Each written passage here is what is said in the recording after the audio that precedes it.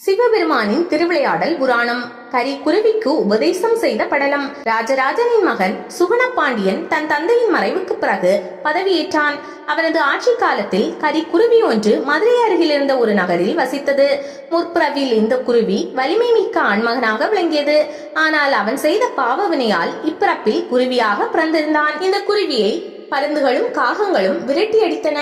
குருவி பயத்திலேயே காலம் தள்ளி கொண்டிருந்தது. இதனால் அவ்வூரை விட்டு கிளம்பி அருகில் இருந்த காட்டிற்கு போய்விட்டது. அங்கே காகம் போன்ற எதிரி பறவைகள் இல்லாததால் அங்கேயே காலத்தை கழித்துக் கொண்டிருந்தது.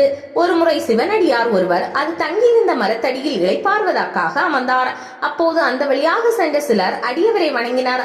அவர்களுக்கு அவர் அறிவுரைகளை சொன்னார். மேலும் மதுரை நகரின் பெருமைகளை எடுத்து சொன்ன அவர், அந்த ஊருக்கு சென்றாலே போதும், நமக்கு பிறவிப்பிணி நீங்கிவிடும். அங்குள்ள பொற்றாமரை குளத்தின் தீர்த்தம் உடலில் பட்டாலே போதும், சகல வளமும் கிடைக்கும், மோட்சம் உறுதி என்றார். இதை மரத்திலிருந்து கேட்ட குருவி சிவநாமத்தை உச்சரித்தபடியே மதுரை நோக்கி பறந்தது. கோயிலுக்குள் நுழைந்து பொற்றாமரை குளநீரில் தன் உடல் படும்படியாக உரசிக்கொண்டு மேலெழும்பியது. பிரகாரத்தை சுற்றி பறந்து வலம் வந்தது. மீனாட்சி அம்மன் சன்னதிக்குள்ளும் சுந்தரேஸ்வரர் சன்னதிக்குள்ளும் இருந்த உத்திரத்தின் மேல் அமர்ந்து தெய்வ தரிசனம் செய்தது. 3 நாட்கள் தொடர் தரிசனம் செய்த அந்த குருவியை பற்றி மீனாட்சி தன் கணவனிடம் கேட்டாள். அதன் பூர்வ ஜென்மம் குறித்து அம்பிகையிடம் சுவாமி விளக்கினார். பின் அந்த குருவிக்கு மிருத்யுஞ்சய மந்திரத்தை அவர் உபதேசம் செய்தார். அது ஆயுள் விருத்திக்கும் பிறவி துன்பம் நீங்குதலுக்கும் உரியதாகும். மந்திரம் கேட்ட குருவி இறைவனிடம், இறைவா, என்னை மற்ற பறவைகள் துன்புறுத்துகின்றன, அவற்றை சமாளிக்கும் அளவு எனக்கு பலத்தை தந்தருள வேண்டும் என்றது. இறைவனும் அதை ஏற்றார். குருவியே, உன்னை இனி மக்கள் வலியன் என்று அழைப்பார்கள். நீ பலமிக்க குருவியாக இருப்பாய், மற்ற பறவைகளை விரட்டும் ஆற்றல் பெறுவாய் என்று சொல்லி திரியம்பக மந்திரத்தை உபதேசம் செய்தார். இந்த மந்திரத்தை கற்ற அந்த பறவை நீண்ட காலம் அதை உபதேசித்து இறையடி சேர்ந்தது. குருவிகளை நாம் தொந்தரவு செய்யக்கூடாது. அவற்றின் ஒலியை மந்திர ஒலியாகவே கேட்க வேண்டும். ஏனெனில் வலியன் பறவைக்கு வரமளித்த இறைவன் உன் வம்சமும் இனி வலியன் என்றே அழைக்கப்படும் என்று சொல்லியுள்ளார். சுந்தரேஸ்வர பெருமான் குருவிக்கு உபதேசம் செய்தது மட்டுமல்ல, நாளைக்கும் முக்தி கொடுத்துள்ளார்.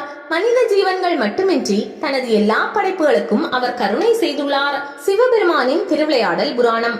நாரைக்கு முக்தி கொடுத்த படலம். பாண்டிய நாட்டின் தென்பகுதியில் இருந்த பெரிய தடாகம் ஒன்றில் வாழ்ந்த மீன்களை உண்டு நாரை ஒன்று வசித்து வந்தது. ஒரு சமயம் மழை பெய்யாமல் போனதால் குளம் வற்றி போனது. நாரைக்கு உணவு கிடைக்கவில்லை. எனவே அது ஒரு வனத்திற்குள் சென்று அங்கிருந்த நீர்நிலைகளில் சிக்கிய மீன்களை தின்று வாழ்ந்தது. அங்கு அச்சோ என்ற குளம் இருந்தது. இதன் கரையில் பல முனிவர்கள் தவம் செய்து வந்தனர். இந்த புண்ணிய சீலர்கள் பயன்படுத்தும் குளத்தில் நிறைய மீன்கள் இருந்தன. இருந்தாலும் அந்த தவசீலர்கள் வசிக்கும் பகுதியில் மீன் பிடித்து சாப்பிடுவது மகா பாவம் என கொக்கு நினைத்தது. அங்குள்ள முனிவர்களில் ஒருவரது பெயர் சத்தியன். இவர் மதுரை தலம் பற்றியும் அங்கு குடிகொண்டிருக்கும் சுந்தரேஸ்வரர் பற்றியும் அருமையாக தன் சக முனிவர்களிடம் பேசுவார். இதை கேட்ட நாரை மதுரை நோக்கி பறந்தது. பொற்றாமரை குளத்தின் நீர் தன் மீது படும்படியாக தலையை மூழ்கிவிட்டு பறந்தது. அன்னை மீனாட்சி மற்றும் சுந்தரேஸ்வரர் சன்னதி மேலுள்ள இந்திர விமானத்தை சுற்றி சுற்றி பறந்தது. 15 நாட்கள் இவ்வாறே செய்து 16ஆம் நாள் பொற்றாமரை குளக்கரைக்கு வந்தது. குளத்தில் மீன்கள் துள்ளி விளையாடின. அவற்றை பிடித்து உண்ண எண்ணிய வேளையில் ஞானம் பிறந்தது. இப்படி செய்வது பாவம் அல்லவா? அது பசியை பொறுத்து கொண்டது.